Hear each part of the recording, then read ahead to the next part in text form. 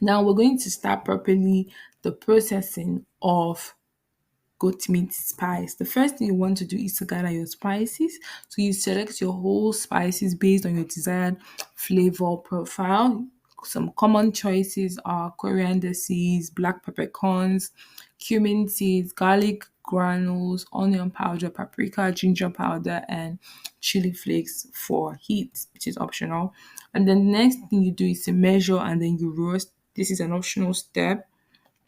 For some spices like coriander seeds, cumin seeds, and black peppercorns, a light roasting can enhance their aroma and flavor. So use a dry skillet over medium heat while stirring constantly until fragrant. That is like about 2 to 3 minutes. Let it cool completely before grinding. The next thing is you choose your grinder. You could use a dedicated spice grinder, but if you don't have that, you could use a clean coffee grinder. Ensure that it is properly cleaned to avoid coffee residue affecting the spice blend. The next thing is to grind your spices individually or in batches depending on your grinder's capacity. Aim for a fine powder consistency for even distribution throughout the blend. Then the next thing is you get your mixing bowl, transfer the ground spices to a clean, dry mixing bowl. You measure and then you combine. Using measuring spoon, carefully measure out each spice according to your chosen recipe.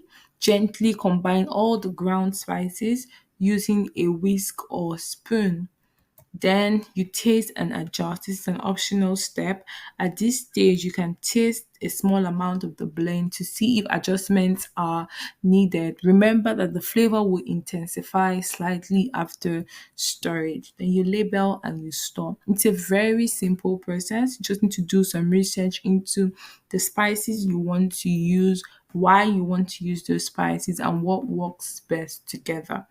Then you transfer the finished spice blend to an airtight container like a glass jar or spice tin with a tight fitting lid. Label the container with the name of the blend and the date for easy identification and tracking shelf life. We have come to the end of the processing side of the course.